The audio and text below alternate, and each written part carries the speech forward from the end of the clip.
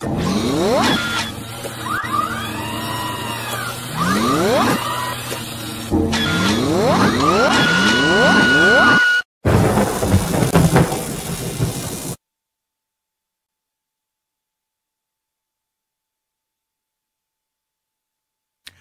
this is Ken for the Information Nation. We're bringing you more stuff.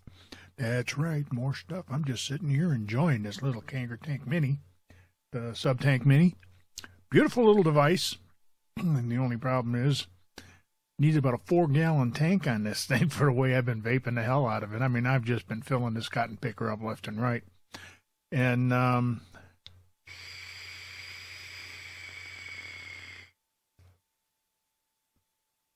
we're getting down to the bottom. We're going to have to refill it again.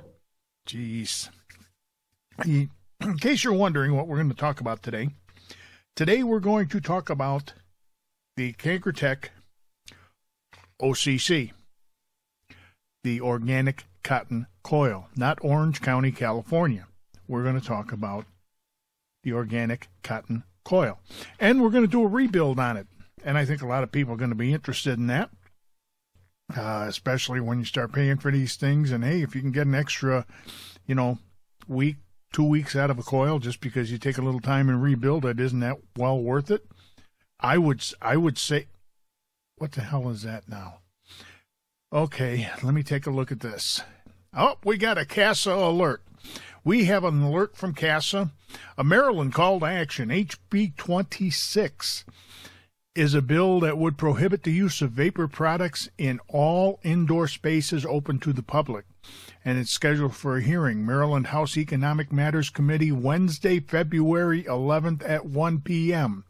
In addition to prohibiting the use of tens of thousands of Maryland workplaces, as is currently written, this bill would prohibit an exemption for vape shops. So you people out there in Maryland, I would suggest that you jump on board this. It's a nice little CASAA action alert. That's one of the nice things about being part of CASAA. They send you these action alerts, whether it be in your G Plus, whatever the Google calls this thing, and also in your Gmail. So it would be well worth it for you to jump on board with this thing. And you people in Maryland, this is the only way we're going to get this stuff done. It's the only way we're going to get these legislators and these so-called representatives of ours to do a damn thing that's the right thing to do. Now, anyhow, let's get back to it. We have the OCC, not Orange County, California. It's the organic cotton coil. And I have one here. This is one that I have been using. Let me get that up there so you can see it a little bit better. Come on, focus, you cotton picker. So anyhow, we're going to rebuild this thing. I don't know why in the hell I do this. Why not just turn off the autofocus and manually focus this darn thing on what I want? And there we go. So we vaped the hell out of this thing, and it's finally been going. So we thought we would take the opportunity to rebuild it.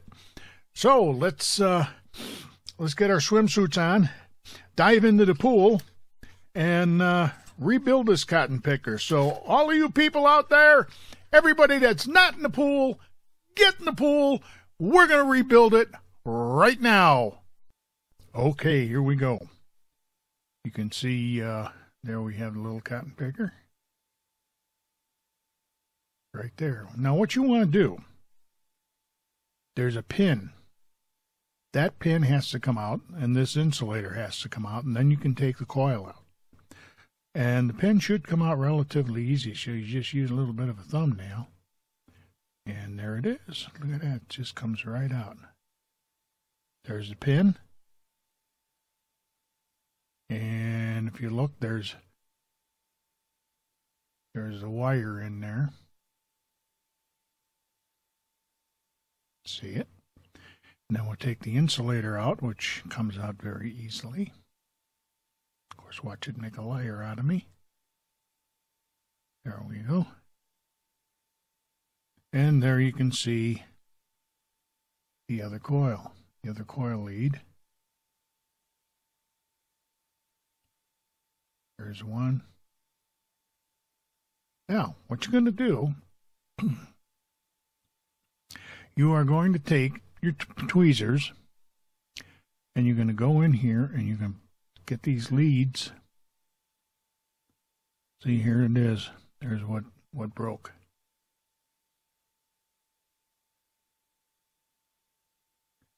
So that's why. But you're going to get these leads off of here.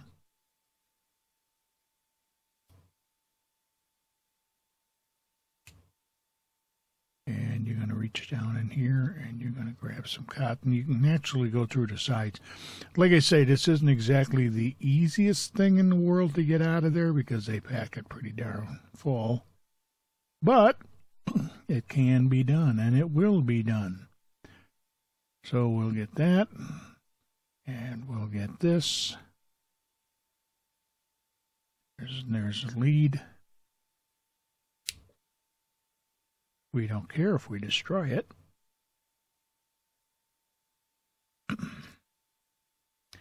Get our other tweezers out. There it is. There's the coil. It's out. You can see how gunked up that thing is. Whoop.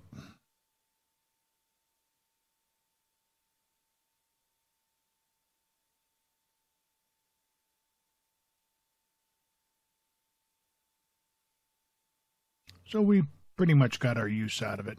They get a pretty good amount of cotton in there.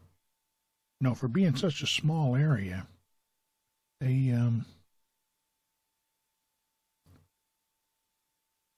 have a pretty good amount of cotton. Coil's buried in there somewhere.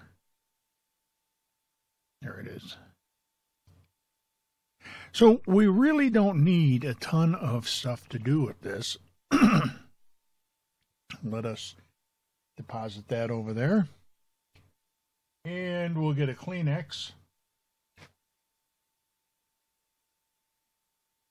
And wipe this thing off. Just for good measure.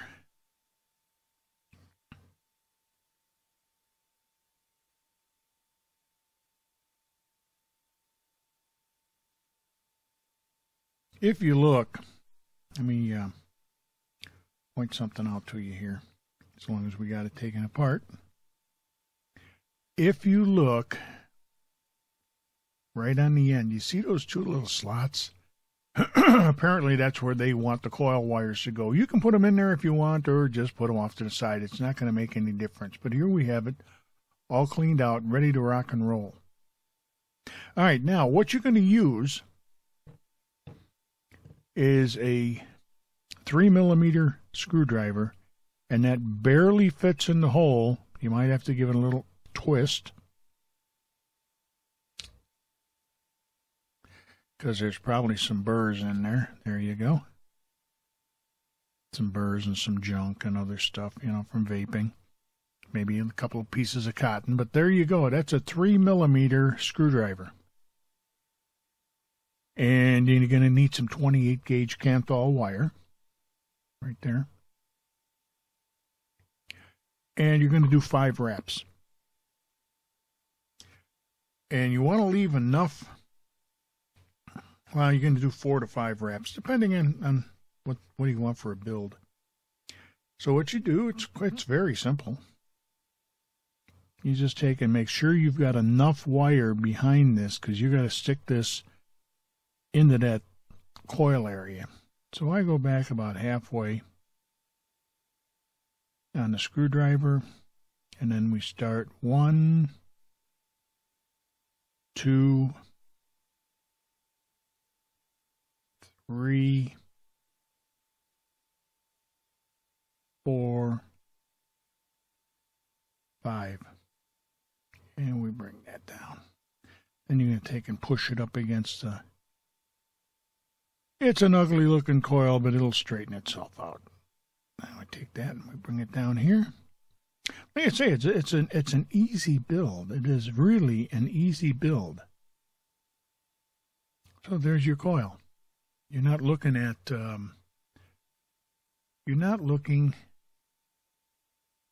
at a microcoil. You're looking at a standard coil. That's what you want. All right. You take this and you straighten it out. Take this and you straighten it out. What you're going to do is you're going to push the two things together like this till you get it nice and snug. And you're probably saying, how the hell is he going to do that? And you're going to probably push it together a little bit to get it up into the hole. All right. And what you want to do, once you got it in there, is slide it up until you can see the coil in the hole. Let me see if we can get this so you can see this. All right, you want to get this lined up. See, there's a coil. You want to get it lined up with the hole. Now, because you did this around the screwdriver, you take the screwdriver and you can look in through the top and see the coil, which is what I do. Excuse me for a second. If I disappear, we take that, we put the screwdriver in the hole, and we line it up with the coil.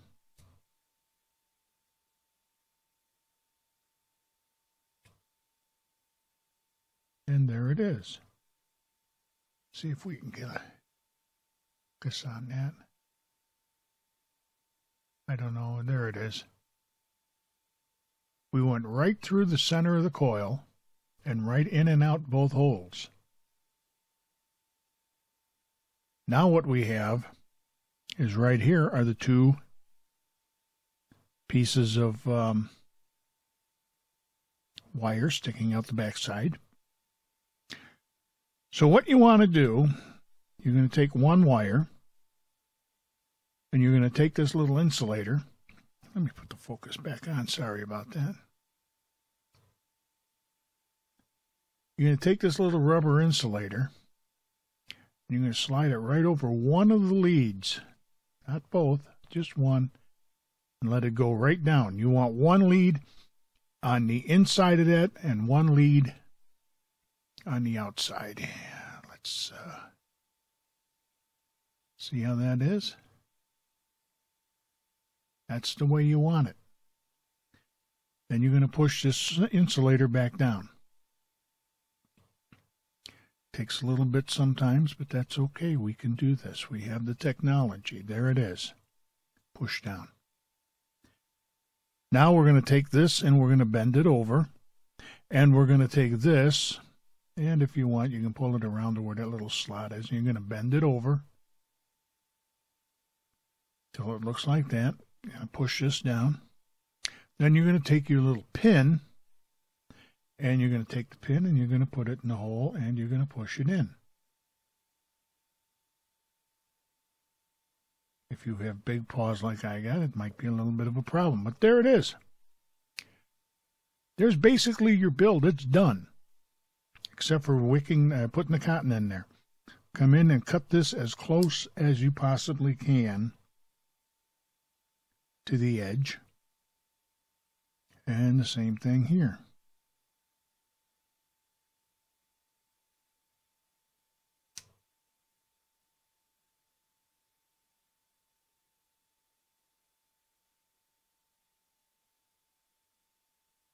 All right. Coil is installed. You might want to get a little closer on this. Like I say, you want to get as close as you possibly can to this. The other one's good.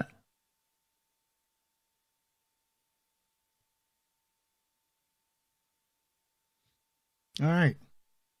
Now what we're going to do, I'm going to turn the autofocus back on. And we're going to get a piece of cotton.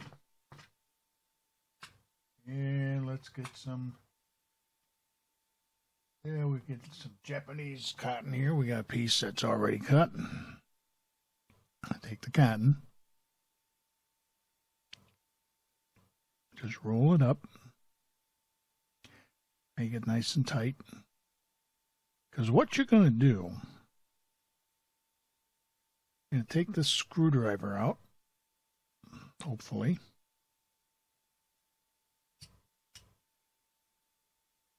You're going to slide the cotton through the hole. And you want it small enough so it goes all the way through.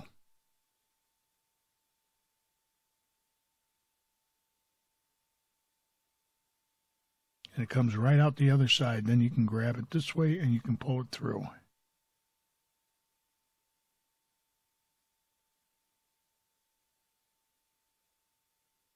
All right.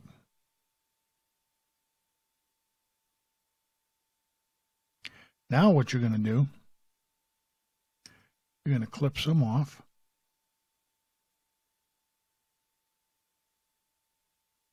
So it kind of looks like this. All right. Then you can take one of your pieces of wire that was left over, and you're going to stuff this back in the hole. The reason you're going to do that is because, number one, you want to center the coil, and number two, for wicking purposes. So you just take it and push it back in the hole. There's one side.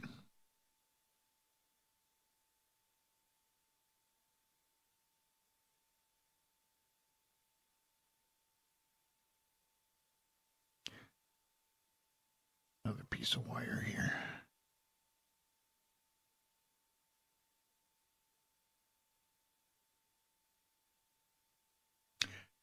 You got a little bit too much? Cut some off. Remember something, it's always good to have too much than not enough. Take it and just stuff it back in the hole.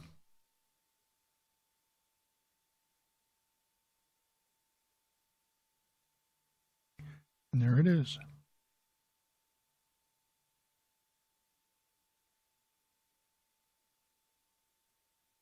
We'll take a look.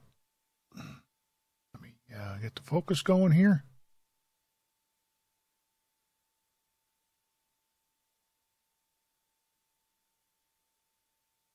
Now you want to make sure that the coil is not touching the edges. If it is, then what you do is just go in there with your tweezers and you can move it around a little bit. And there you go. There you have it. So let's see what kind of a build we got here. We've recently cleaned this out. Oh, that's another thing I wanted to let you people know.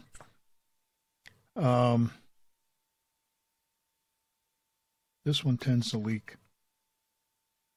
I am having a leak. I am having leaking issues with this. Why, I don't know. So, see, if you can't, there you go.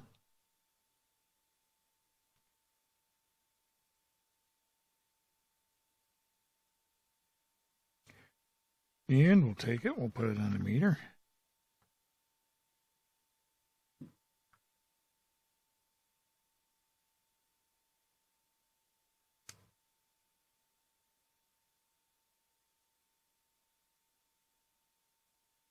And this meter, being a piece of junk that it is, according to this, it says it's a 1.58 ohm build. But if I turn it just a hair, watch what happens here.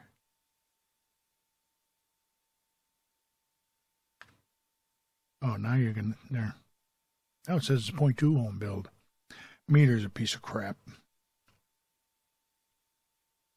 So what we will do, and I know where we can find out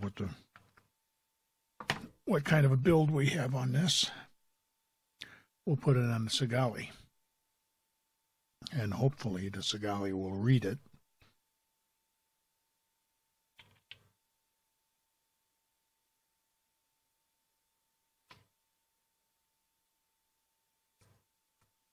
And guess what? The CASAA will not read it. I don't know why. For some reason, I am not getting these Kanger tanks to read on the CASAA. So we'll put it on the iStick and let's see what we got there.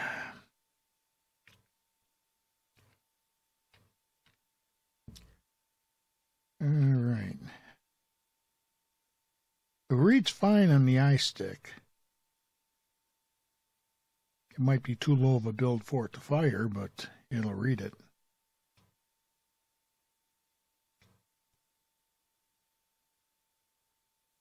And there it is. Says it's a 1.4 ohm build. 1.4 ohms. So I would say that's pretty close. 28 gauge Kanthal, 5 wraps. Put it together and enjoy them. You know, it's not that difficult to do. And of course, it is difficult to do when you've got a putz working with everything here. But like I say, I don't understand why my CASAA will not read these Kanger tanks. Let me take the rebuilt coil out of here, and we'll put the regular coil in there. All right. And we will throw it on the CASAA.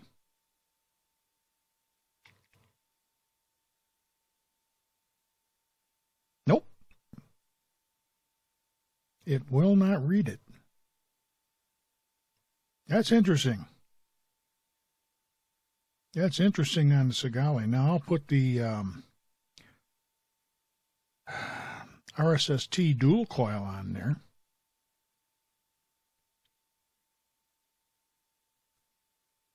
And that's a 0.6 ohm build.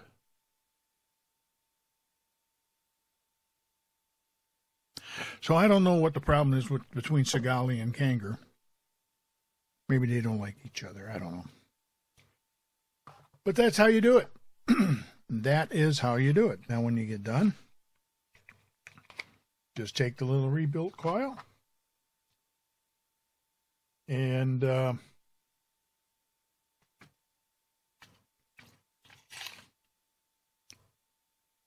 put it in the box, and I have now got 5 coils again. Like I say, you know, for somebody who's new to building their own coils, it's going to give them a problem. But the people who have built coils for a while should be a piece of cake. Should be a total piece of cake. And to those of you who are first getting into building, take your time. Take your time. Get yourself a better meter than what I got, that piece of junk there. I don't know what the problem is with that. It hasn't been reading right now for about, oh, I don't know, maybe a month. But let's go back up top, and we'll finish this up. Anyhow, I hope you enjoyed this. I hope you got something out of it. And I hope it helps you out. I really do. You know, we're all about, here at the Information Nation, I don't like spending more money than I absolutely have to. You know, I'm not going to spend a ton of money. Everything that I do here is out of pocket. I'm not like some of these people that get blessed by the vaping gods that send them stuff. I'm one of the guys here that is cursed by the vaping gods. I got to pay for everything. I'm only kidding. You know, it's all about saving money. You know, most of us pay for everything we buy, and if we can save a couple of bucks, like I said, one of these days I'm going to do my own. I'll do another juice video because I make my own juices. I buy them occasionally, like I bought some of this from Seduce Juice called Jezebel. That is a thick cotton picking juice. Take a look at this. This is a thick cotton picking juice. I mean, you can't, even if you shake it up, it doesn't shake. It doesn't want to shake. But anyhow, now I've been letting that steep for about a week now, and I finally tried it. Pretty good juice, by the way, from Seduce Juice. They have a nice line. They had originally sent me as a sample Bottle of Envy, little Bottle of Envy, which Did not last very long, so I went out and I bought a 30 ml bottle of Envy. I really like that juice. And they make a vanilla custard. That's one of the juices that I originally purchased for my wife, and she kind of liked it. And we had some snake oil from Seduce Juice. So, what the heck? Nice company, fast delivery, easy to deal with, got some nice flavors out there. I normally build my own. I build my own due to the fact that I haven't got a couple $100 a month to throw away on juice. But that's for another video. Hey, this has been Ken for the Information Nation, and we've been bringing you more stuff. I'm glad you could see this video. Please subscribe. Give us a thumbs up. And in the meantime, in between time, ain't we got fun? Hey, have a great day.